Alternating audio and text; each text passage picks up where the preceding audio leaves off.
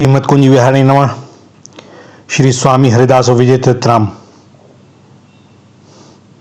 भक्त चरित्रों की श्रृंखला में आज सुदामा जी महाराज का चरित्र, बड़ा अद्भुत चरित्र, बड़ा दैन्य है इसके अंदर, और लीलाओं में इस चरित्र का आकर्षण ही हृदय को छू लेने वाला होता है। भक्त और भगवान के ऐसा मिलन, ऐसी अनुकंपा, दोनों ही अपने आप में अद्वितीय। और क्यों ना हो, सखा का संबंध भी तो है। भगवान का जो सखा होगा विशेष तो होगा ही। विप्रवर सुदामा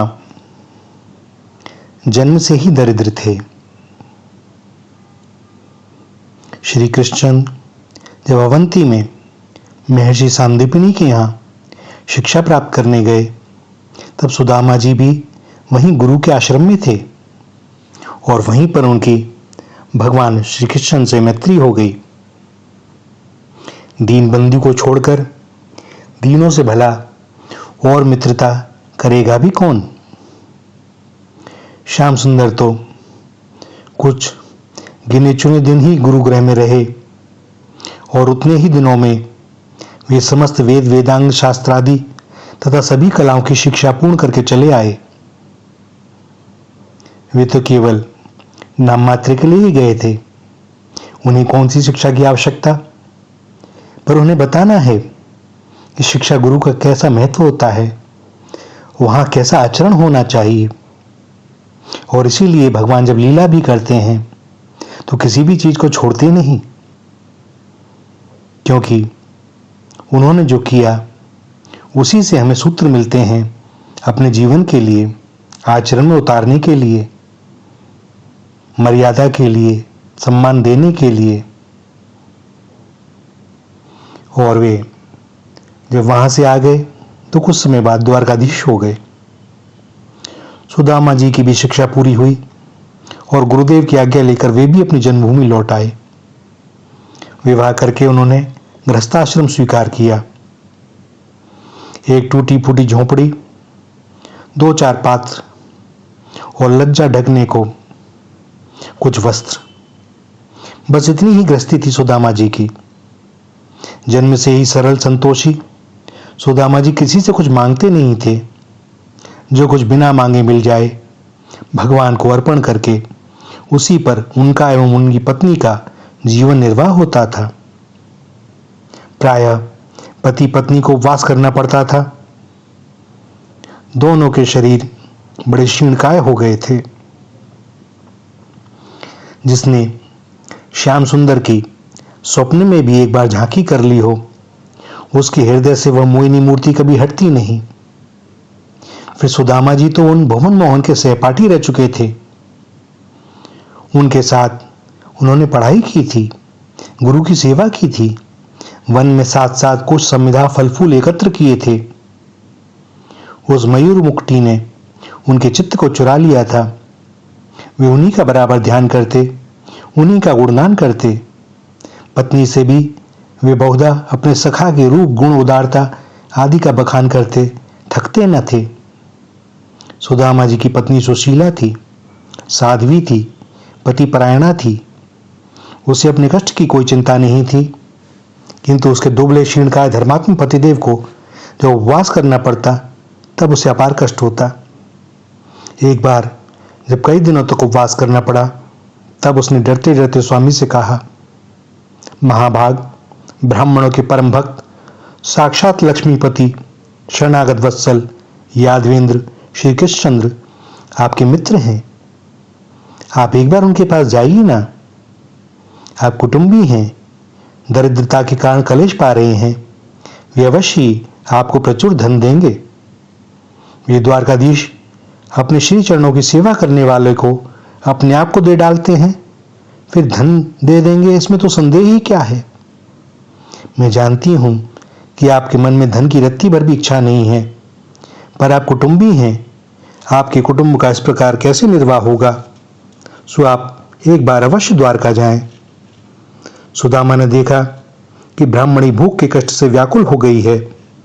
दरिद्रता से घबरा कर वह मुझे द्वारका भेज रही है, किंतु श्याम सुंदर के पास धन की इच्छा से जाने में उन्हें बड़ा संकोच हुआ। उन्होंने कहा, पगली, ब्राह्मण को धन से क्या काम? तू कहे तो मैं भिक्षा मांग के लाता हूं, पर धन के लिए द्वारका जाना मुझे अच्छा नहीं लगता। हमें तो संतोषपूर्वक भगवान का भजन करने में ही सुख मानना चाहिए, और जो स्वतः मिल जाए वही प्रसाद ग्रहण करना चाहिए। ब्राह्मणी ने बहुत आग्रह किया। वह चाहती थी कि सुदामा जी अपने मित्र से केवल मिल आए एक बार। सुदामा जी ने भी सोचा कि चलो श्री कृष्ण के दर्शन हो जाएं, यह तो परम लाभ की बात है, परंतु मित्र के पास खाली हाथ कैसे जाऊं? उनके यह कहने पर ब्राह्मणी एक पड़ोसन के घर से 4 मुट्ठी रूखे चिवड़े मांग लाई और उनको एक चिथड़े में बांध कर दे दिया। वह पोटली बगल में दबाकर सुदामा जी चल पड़े द्वारका की ओर। कई दिनों की यात्रा करके सुदामा जी द्वारका पहुंचे तो वहां का ऐश्वर्य देखकर हक्के बक्के रह गए। गगनचुंबी स्फटिक मणि के भवन, स्वर्ण के कलश, रत्न खचित दीवारें, स्वर्ग भी जहां फीका झोंपड़ी जैसा जान पड़े, ऐसे द्वारका को देखकर सुदामा जी ठगे से रह गए। किसी प्रकार उन्हें पूछने का साहस किया तो एक नागरिक ने श्री कृष्ण का भवन दिखा दिया। ऐसे कंगाल, चिथड़े लपेटे, मैले कुचेले ब्राह्मण को देखकर द्वारपाल को आश्चर्य नहीं हुआ। उसके स्वामी ऐसे ही दीनों के हैं, यह उसे पता था। उसने सुदामा जी को प्रणाम किया, परंतु जब सुदामा जी ने अपने को भगवान का मित्र बताया तब वह चकित रह गया। देवराजेंद्र भी अपने को जहां बड़े संकोच से दास कह पाते थे, वहां यह कंगाल मित्र बता रहा था। किंतु उन अशरण शरण कृपा सिंधु का कौन कैसा मित्र है, यह भला कब कौन जानता है। नियम अनुसार सुदामा जी को द्वार पर ठहराकर द्वारपाल आज्ञा लेने भीतर गया। त्रिभुवन के स्वामी सर्वेश्वर यादवेंद्र अपने भवन में शैया पर बैठे थे। श्री रुक्मिणी जी अपने हाथ में रत्न दंड लेकर व्यजन कर रही थीं। भगवान को द्वारपाल ने भूमि में मस्तक रखकर प्रणाम किया और कहा, एक फटे चिथड़े लपेटे, नंगे सिर नंगे बदन, शरीर मैला कुचैला, बहुत ही दुर्बल ब्राह्मण द्वार पर खड़ा है। पता नहीं वह कौन है और कहाँ का है। बड़े आश्चर्य से वह चारों ओर देखता है और अपने को प्रभु का मित्र बता रहा है, प्रभु का निवास पूछ रहा है और अपना नाम सुदामा बताता है। सुदामा, यह शब्द कान में पड़ा कि श्री कृष्ण ने जैसे सुध-बुध खो दी। मुकुट धरा रह गया, पटुका भूमि पर गिर गया, चरणों में पादुका नहीं थी और वे विह्वल दौड़ पड़े। राजप्रसाद से बाहर आकर दोनों हाथ फैलाकर सुदामा को इस प्रकार हृदय से लगा लिया जैसे चिरकाल से खोई निधि मिल गई हो। सुदामा जी और श्री कृष्ण दोनों के नेत्रों से अजस्त्र अश्रु प्रवाह बहने लगा। कोई एक शब्द नहीं बोला। नगरवासी, रानियां, सेवक सब चकित हो देखते रह गए। देवता पुष्प वर्षा करते हुए ब्राह्मण के सौभाग्य की प्रशंसा करने लगे। बड़ी देर में जब उद्धव ने सावधान किया, तब श्याम सुंदर सुदामा जी को लेकर अपने भवन में पधारे। प्रिय सखा को उन्होंने अपने दिव्य पलंग पर बैठा दिया और स्वयं उनके चरण धोने बैठ गए। ओह, मेरे सखा के पैर इस प्रकार बेवाइयों से फट रहे हैं। इतनी दरिद्रता, इतना कष्ट भोगते हैं वे प्रदेव। हाथ में सुदामा का चरण लेकर कमल लोचन अश्रु गिराने लगे। उनके नेत्र जलधारा से ही ब्राह्मण के चरण धुल गए। रुक्मिणी जी ने भगवान की यह भाव विवल दशा देखकर अपने हाथों से चरण धोए। जिन भगवती महालक्ष्मी की कृपा कोर की याचना सारे लोकपाल करते हैं, वे आदर पूर्वक कंगाल ब्राह्मण का पाद प्रक्षालन करती रहीं। द्वारकेश ने वह चरणोदक अपने मस्तक पर छिड़का, तमाम महलों में छिड़कवाया। दिव्य गंधयुक्त चंदन, दूब, अगर कुमकुम, धूप, दीप, पुष्प, माला आदि से विधिपूर्वक सुदामा की भगवान ने पूजा की। उन्हें नाना प्रकार के पकवानों से भोजन करा के तृप्त किया और आचमन करा के पान दिया। जब सुदामा भोजन करने बैठे तब भगवान की पटरानियां स्वयं अपने हाथों से उन पर पंखा झलने लगी और भगवान श्री कृष्ण उनके समीप बैठ गए और उनका हाथ अपने हाथ में लेकर बातें करने लगे। श्याम सुंदर ने उनसे गुरु गृह में रहने की चर्चा की, अपनी मित्रता के मधुर संस्मरण कहे और उनके घर की कुशल क्षेम पूछी। सुधा की मम्मा के मन में तो कहीं कोई कामना थी ही नहीं, धन की इच्छा का लेश भी उनके मन में नहीं था। उन्होंने कहा, हे देव, आप तो जगत गुरु हैं, आपको भला गुरु गृह जाने की आवश्यकता कहाँ थी? यह तो मेरा सौभाग्य था कि मुझे आपका साथ मिला। संपूर्ण मंगलों की उत्पत्ति आपसे ही है।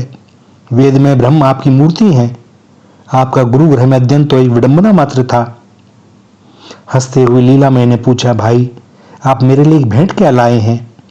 प्रेमियों की दी हुई जरा सी वस्तु भी मुझे बहुत प्रिय लगती है और भक्तों का विपुल उपहार भी मुझे संतुष्ट नहीं करता। सुदामा जी का साहस कैसे हो द्वारकाधीश को, अतुल ऐश्वर्य के स्वामी को रूखे चिवड़े देने का। वे मस्तक झुकाकर चुप रह गए। अंतर्यामी श्री हरि ने सब कुछ जानकर यह निश्चय कर लिया कि यह मेरा निष्काम भक्त है। पहले भी कभी धन की इच्छा से इसने मेरा भजन नहीं किया और ना अभी इसे कोई कामना है, किंतु अपनी पतिव्रता पत्नी के कहने से जब यह यहाँ आ गया तब मैं इसे वह संपत्ति दूंगा जो देवताओं को भी दुर्लभ है। यह क्या है? भाभी ने मेरे लिए जो कुछ भेजा है उसे आप आंख में क्यों छिपाए जा रहे हैं? यह कहते हुए भगवान ने स्वयं पोटली खींच ली। पोटली खींचते ही पुराना जीर्ण वस्त्र फट गया, चूरे बिखर गए। भगवान ने अपने पीठ पट में कंगाल की निधि के समान उन्हें शीघ्रता से समेटा और एक मुट्ठी भरकर मुख में डालते हुए कहा, मित्र, यही तो मुझको परम प्रसन्न करने वाली प्रिय भेंट है। ये चिवड़े मेरे साथ समस्त विश्व को तृप्त कर देंगे। आज बड़ा मधुर मधुर स्वादिष्ट ऐसा अमृत जैसा पदार्थ कभी मिला ही नहीं। इस प्रकार प्रशंसा करते हुए जब भगवान ने दूसरी मुट्ठी भरी तब रुक्मिणी जी ने उनका हाथ पकड़ते हुए कहा, प्रभु बस कीजिए, मेरी कृपा से इस लोक और परलोक में मिलने वाली सब प्रकार की संपत्ति तो इस एक मुट्ठी चिवड़े से ही ब्राह्मण को मिल चुकी। अब इस दूसरी मुट्ठी से आप क्या करने वाले हैं? अब आप मुझ पर दया कीजिए। भगवान मुट्ठी छोड़कर मुस्कुराने लगे। कुछ दिनों तक सुदामा जी वहीं रहे। भगवान तथा उनकी पटरानियों ने उनकी बड़ी सेवा की। अंत में अपनी सखा की आज्ञा लेकर वे घर को चले। लीलामय ने कुछ दूर तक पहुंचाकर उनको विदा किया। सुदामा जी को धन की तनी भी इच्छा नहीं थी और श्री कृष्ण बिना मांगे ही बहुत कुछ देंगे ऐसी भावना भी उनके हृदय में नहीं उठी थी। द्वारका से कुछ नहीं मिला, इसका उन्हें कोई खेद भी नहीं हुआ। उल्टे वह सोचते जा रहे थे, ओह, मैंने तो अपने परम उदार सखा की ब्राह्मण भक्ति देखी, कहाँ तो मैं दरिद्र पापी और कहाँ वे लक्ष्मी निवास पुण्य चरित्र, किंतु मुझे उन्होंने उल्लसित होकर हृदय से लगाया, अपनी प्रिया के पलंग पर बैठाया, मेरे चरण धोए। साक्षात श्री लक्ष्मी जी के अवतार रुक्मिणी जी मुझ पर चमन करती रही। मेरे परम सुहृदय श्री कृष्ण कितने दयालु हैं। मनुष्य को उनके चरणों की सेवा करने से ही तीनों लोगों की संपत्ति, सब सिद्धियां और मोक्ष मिल जाता है। उनके लिए मुझे धन देना कितना सरल था, किंतु दया मैंने सोचा कि यह निर्धन धन पाकर मतवाला हो जाएगा और मेरा स्मरण नहीं करेगा, अतः मेरे कल्याण के लिए ही उन्होंने मुझे धन नहीं दिया। ऐसे सुदामा धन्य हैं। घर में भूखी स्त्री को छोड़ आए हैं, अन्न वस्त्र का ठिकाना नहीं है, पत्नी को जाकर क्या उत्तर देंगे इसकी कोई उन्हें चिंता नहीं है। राजेश्वर मित्र से मिले और लौटे कोरे, कोई ग्लानि नहीं। धन के लिए धन के भक्त भगवान की आराधना करते हैं और धन ना मिलने पर उन्हें कोसते हैं, किंतु सुदामा जैसे भगवान के भक्त तो भगवान को ही चाहते हैं। पर भगवान के पास सुदामा पत्नी की प्रेरणा से गए थे। सुदामा के मन में कोई कामना नहीं थी, पर पत्नी ने धन पाने की इच्छा से ही प्रेरित किया था उन्हें। सो भक्त वांछा कल्पतरु भगवान ने विश्वकर्मा को भेजकर उनके ग्राम को द्वारका जैसी भव्य सुदामापुरी बनवा दिया। एक रात में झोपड़ी के स्थान पर देव दुर्लभ ऐश्वर्य से परिपूर्ण मणिमय भवन खड़े हो गए। और जब सुदामा वहां पहुंचे, उन्हें जान ही न पड़ा कि जागते हैं कि स्वप्न देख रहे हैं। कहाँ मार्ग भूलकर पहुंच गए वह समझ ही नहीं पा रहे थे। उन्हें लगा इतने दिन से द्वारका से चल रहा हूं और क्या भटक कर फिर द्वारका आ गया। इतने में कुछ सेवकों ने आकर उनका सत्कार किया और उन्हें भवन में पहुंचाया। उनकी ब्राह्मणी अब किसी स्वर्ग की देवी जैसी हो गई थी। उसने सैकड़ों दासियों के साथ आकर उनको प्रणाम किया और उन्हें अंतपुर में ले गई। सुदामा जी पहले तो विस्मित हो गए, पर पीछे सब रहस्य समझकर गदगद हो गए। वे कहने लगे, मेरे सखा उदार चक्र चूड़ामणि हैं, मांगने वाले को लज्जित ना होना पड़े, इसलिए चुपचाप छिपाकर उसे पूर्ण काम कर देते हैं। परंतु मुझे संपत्ति नहीं चाहिए। जन्म जन्म मैं उन सर्व गुणागार की विशुद्ध भक्ति में ही लगा रहूं, यही मुझे अभिष्ट है।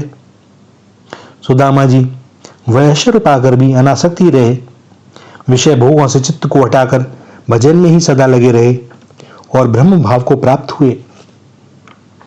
भैया, बड़ा संक्षेप में यह चरित्र कहा, बड़ा अद्भुत चरित्र है, कहने की योग्यता नहीं।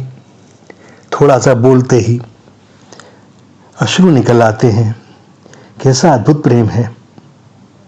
लेकिन यहाँ एक बात, एक बड़ा महत्वपूर्ण सूत्र है जो इस कथा में मिलता है कि भगवान के सामने जब समर्पण हो तो पूर्णता हो। आपके पास यदि अपना कोई भी बल रह गया तो भगवान से वह प्रेम न मिल सकेगा, चाहे वह धन का हो, शरीर का हो, मान मर्यादा का हो, ज्ञान का हो, तप का हो। वे किसी अभिमान को भी न रहने देंगे। सुदामा जी के पास कुछ नहीं था, किंतु काख में वो पोटली दबी हुई थी और द्वारकाधीश की निगाह उसी पर थी कि जब तक सुदामा को इससे मुक्त ना कर दूं तब तक सुदामा अपना कैसे हो पाएगा, क्योंकि इसका ध्यान तो उस पोटली में ही लगा रहेगा, देने न देने और संकोच और लज्जा में। और भगवान के पास तो वहां जाकर किसी लज्जा का क्या काम, अभिमान का क्या काम। सो भगवान ने स्वतः ही वो पोटली छीन ली। तो भैया, भगवान को जब समर्पण करें तो पूर्ण समर्पण होना चाहिए, अपना कहीं कुछ भी बचा न रहे। अब उनकी वे जाने वे क्या करते हैं, दें न दें, क्योंकि वह जो भी करेंगे हमारे कल्याण के लिए करेंगे, यह विश्वास रखें। हम उन्हीं के हैं, वे हमसे बहुत प्रेम करते हैं। हम तो उन्हें क्या प्रेम करेंगे। एक बूंद सागर से क्या करेगी, लेकिन वह सागर उस बूंद को अपने में समेट कर सागर बना लेता है। यह उसकी महिमा है।